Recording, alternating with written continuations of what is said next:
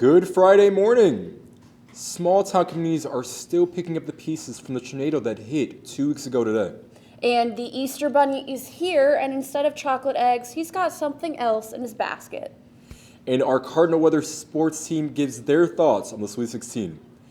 Get the coffee ready and open up those eyes. You're waking up with Cardinal weather. From Ball State Unified Media, you're waking up with Cardinal weather, live from the Ball State Weather Center. Good Friday morning to you. You're waking up with Cardinal weather. I'm Dima Robinson. And I'm Emma Matlock. Towns in Randolph County are still cleaning up the wreckage left after an EF3 tornado swept through them on March 15th. Olivia Slonaker is in Winchester with one family who is rebuilding and reminiscing on the life they had after the tornado struck their farm home. Overwhelmed, I think, is an understatement. What used to be a home, now gone. What used to be a gathering place, now destroyed. The tornado, which ripped through east central Indiana on March 15th, left folks to pick up the pieces. One of those folks is Gracie Lee, whose grandmother's farmhouse in Winchester was damaged in the storm. As far as this property goes, the whole roof of the house kind of came off. There's a chunk of the garage missing. Windows were blown out, but most everything inside the house we were able to kind of save and get out the things that were kind of sentimental to our family. We lost 3 grain bins and a barn, and so that was really unfortunate. Gracie and her family were in their home uptown when the storm hit. Her grandmother sat here alone. When they got the call that she needed out, it was all hands on deck. I mean, immediately we jumped in the car, zero hesitation, running red lights, running over power lines just to get to her and make sure that she was okay. It was pretty much like a rescue mission. We had to bust out a window and help get my grandma out, and we're really thankful. The neighbors actually heard us yelling for her. We couldn't get up on the porch or anything, so we had to get her out of her bedroom window. And the damage was extensive, and with so much destruction, it's difficult to compare what was saved to what was lost. But for the Lees, what was spared from the tornado meant the world. My grandpa actually bought the property in 1973, so the barn had been here for many, many, many years. We're talking like very, very old historic barn. And then as far as the house goes, it was here in 73. He had done work to it, and there's brick on the outside of the house, and that didn't originally come with the house. My grandma didn't want my grandpa to put brick on the house because she thought it looked ugly, but after the tornado, state police came up and said, you know what? The only thing that saved this house was the brick on it. Gracie lost her grandfather in 2022, but it's obvious that his presence has remained with the property, particularly in an old lawnmower. And we always thought it was a freaking piece of junk, but he would always get really mad about it, and he'd be like, it'll outlive all of you guys. We come out here, and sure enough, look what's just fine, the freaking wheel horse. The tornado that swept through the region hit Selma, Winchester, and Union City, just to name a few towns. In Winchester, the town has taken enormous steps to support those who face damage, from setting up donation centers to bringing out heavy equipment to make cleanup easier. Luckily, we had lots of family members, friends, community members come with excavators, skid steers, and just start helping us clean up the wreckage. And while there's still so much for Gracie and her family to take care of, it's safe to say that they are grateful for the help. But just the willingness of these people to give up their time, their weekend, their family time to come in and help the community, it's so, so special. And it means a lot to me that we have people in our lives and in the community that are willing to just help out and support the people in Randolph County that have been affected by this. In Winchester, Olivia Slonaker, Newslink, Indiana.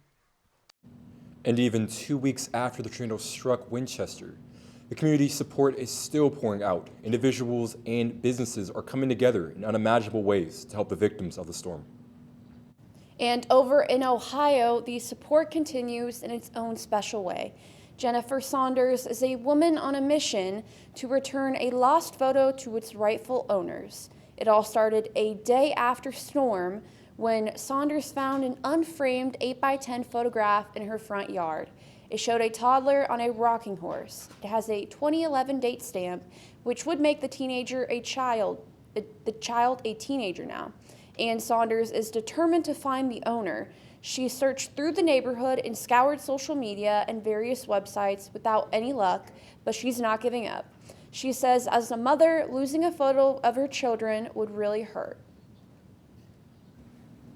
And let's see what Olivia has for us here in Muncie for our local weather. Thanks, guys. So we are currently at 36 degrees in Muncie. We can see some warmer temperatures down south, 41 degrees in Indianapolis. And this warm temperature trend will continue. We can see a 6 degree difference compared to 24 hours ago, 21 degree difference down in Bloomington. This is quite a big warm up compared to yesterday. It was quite cool yesterday. We will stay dry for most of the day. There is a chance for precipitation to come through this evening and some cloud cover as that energy comes through. But for now, we're just going to be tracking a stormy weekend, some strong winds, and some warmer temperatures. Thank you, Olivia. Calling all Ball State Cardinals and alumni.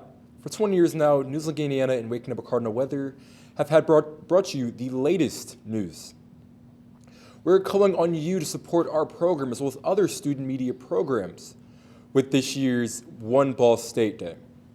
Next Wednesday, April 3rd, you can tune into the News Link Indiana Facebook page for a 4-hour special team coverage full of voices from past and present members. Catch some of our award-winning stories, see what happens in front and behind of the camera, and learn how you can support Delaware County's only live news broadcast. Coming up, the Easter holiday has people scrambling for more than just eggs this year. See what effect this Sunday might have on your wallet. That's after your weather now.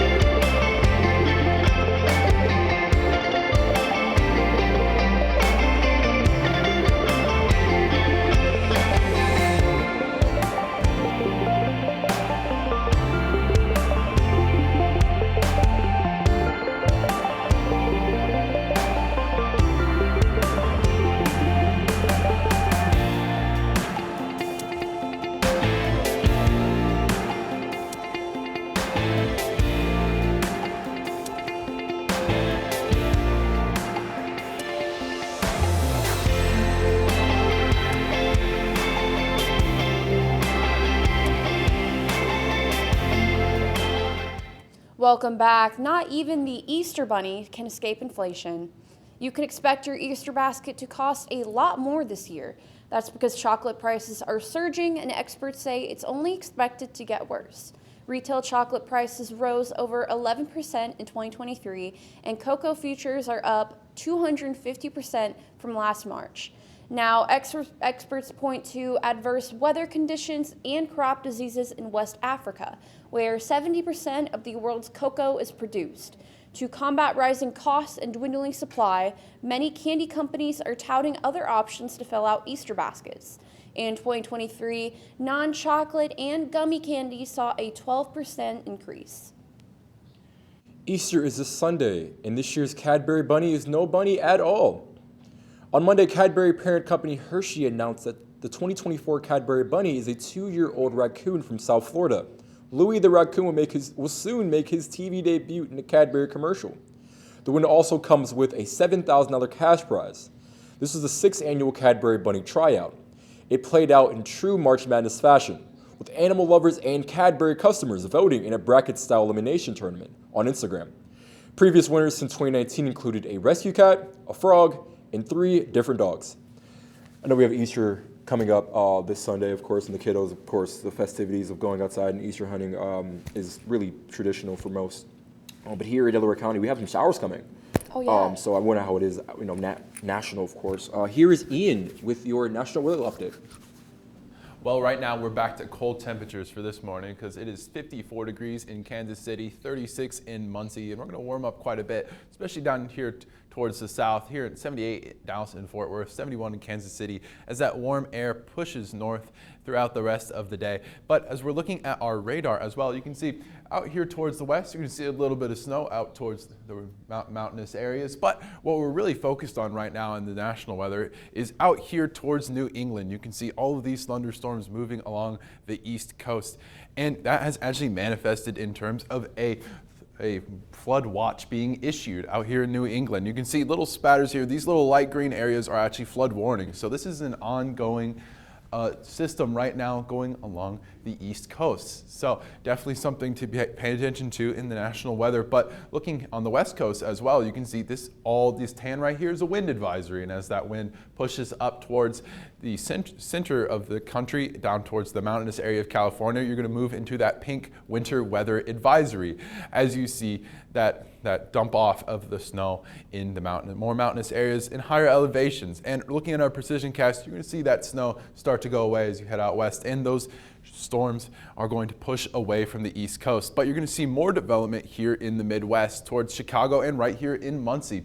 You're going to see, in fact, that is manifested in terms of a severe weather outlook. But we're going to talk about that here in a moment as we watch as those showers again push out of the area, a little bit of development out here in the west as well. But this severe weather outlook we're looking at, it's a marginal risk right here. And this is our day 3 outlook as well. So that is your Easter Sunday. So definitely want to pay attention anywhere in the Midwest if you're doing any travel for the holiday weekend. And jet stream as well kind of drives those temperatures that we were talking about earlier. Really flat right here all across the Midwest, driving a really firm line between the north and the south. You can see 21 degrees up in Bismarck, 46 in Kansas City. So again, right along that jet stream line, 55 down in Dallas. And for our 6 to 10 day temperature outlook, we are actually looking, again, a lot warmer, particularly out towards the west. You can see above average temperatures here from April 3rd to 7th, and much cooler out towards the entire rim of the country, below average temperatures. You should expect, again, warming out towards the west, but right here in the Midwest, that gray area, that represents normal temperatures. So we are going to see, despite that marginal risk outlook, you're going to see some very expected conditions for this time of year. Thank you, Ian. In just a minute, we've got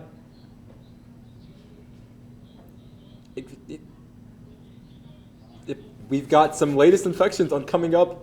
That we have updates on a vaccination coming up in the U.S. that you might want to keep an eye out for. That's after your weather now.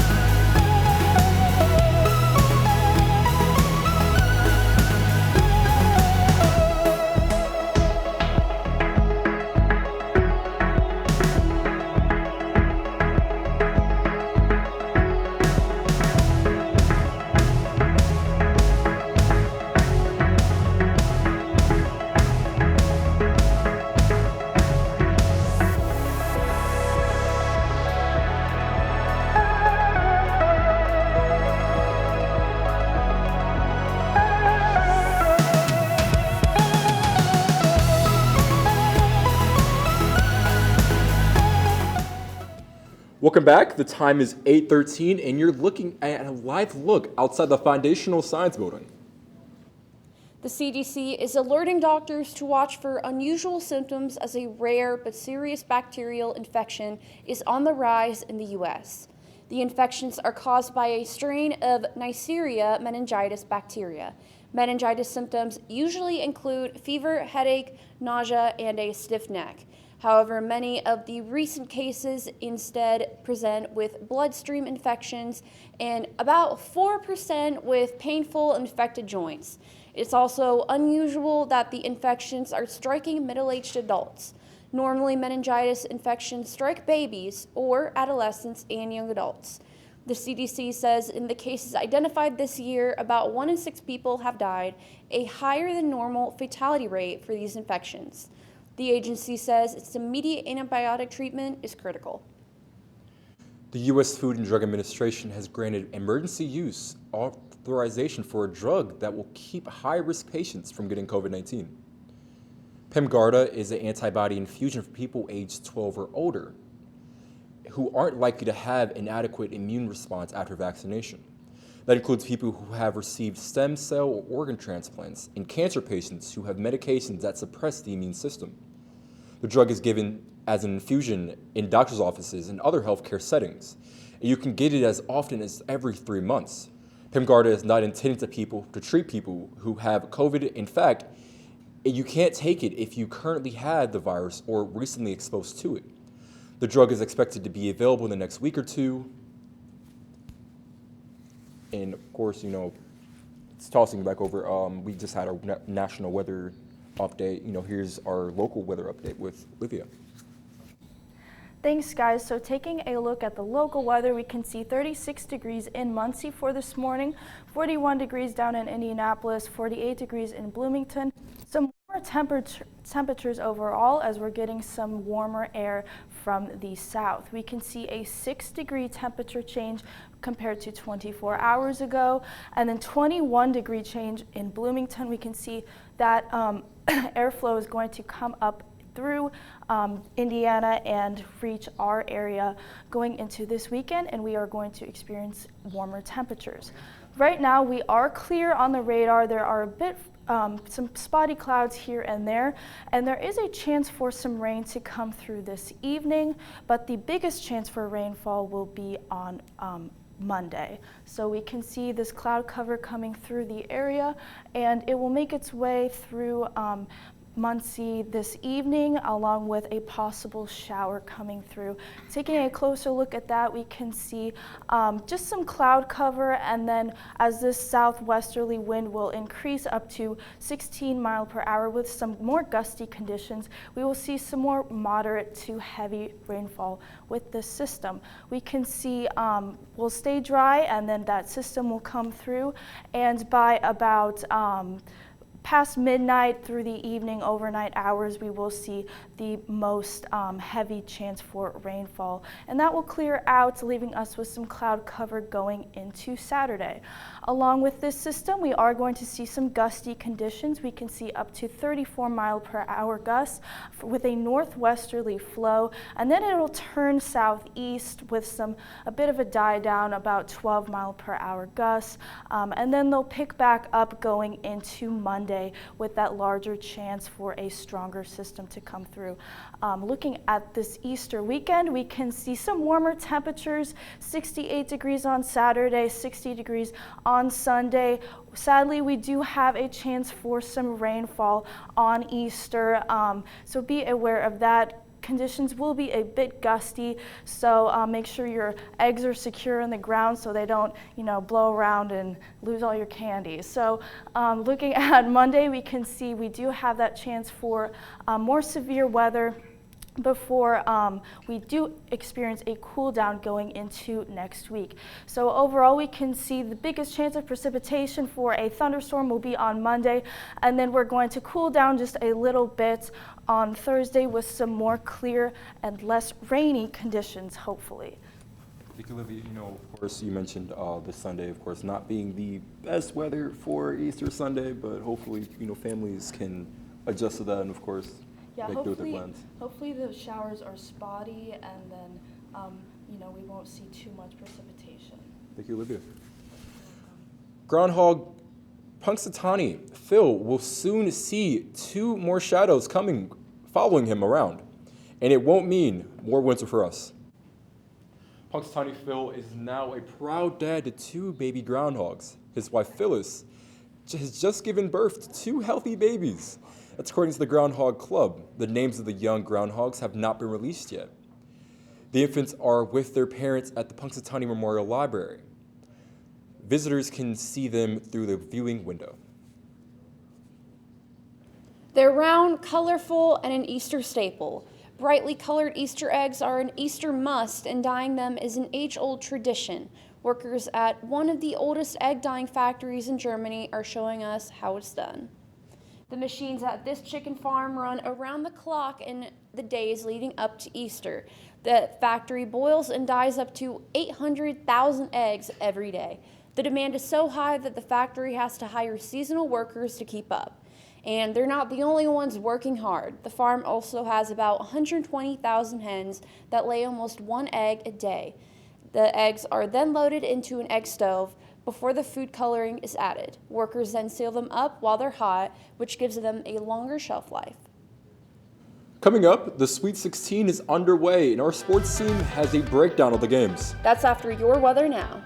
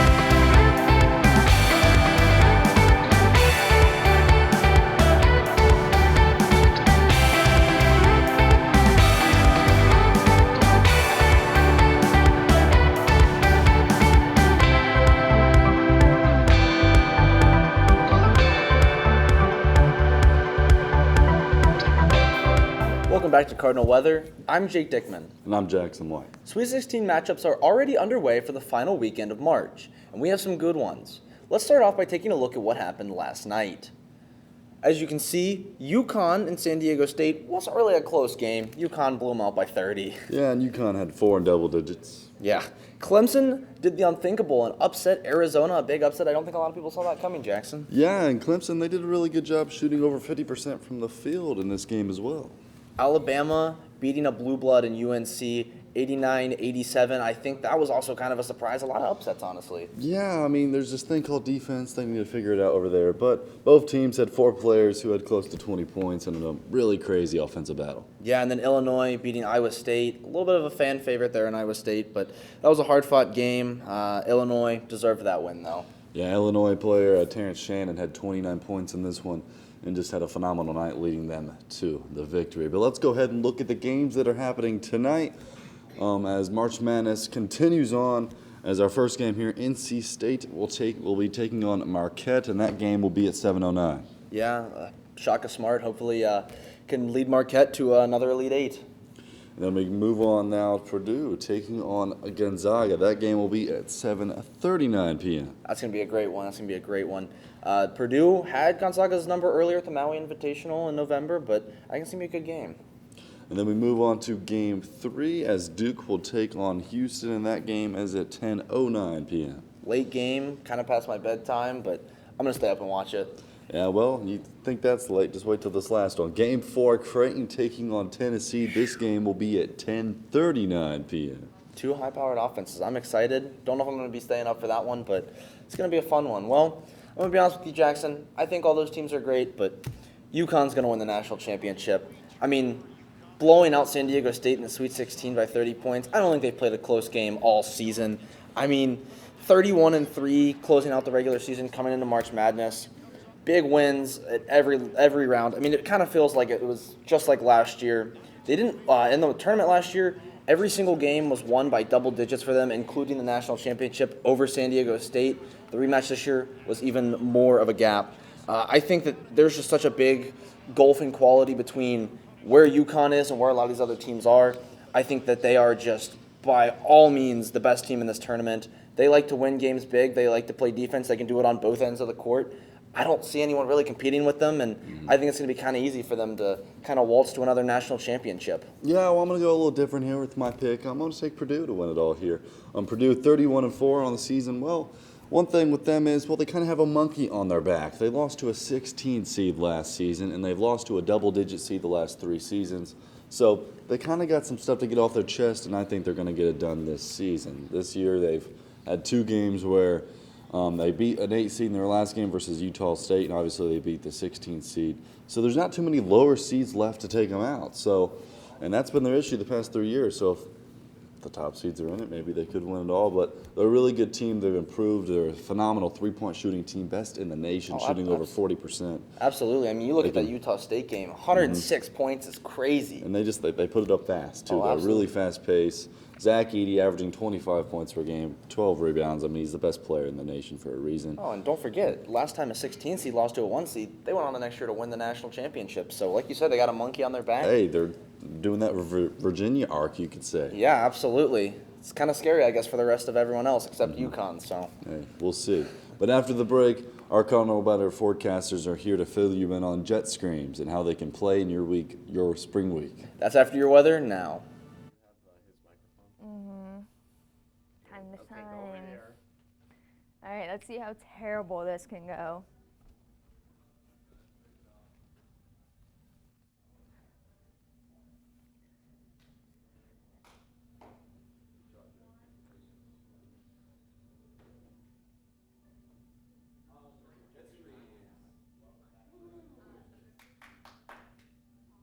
Breaking it down, Terry.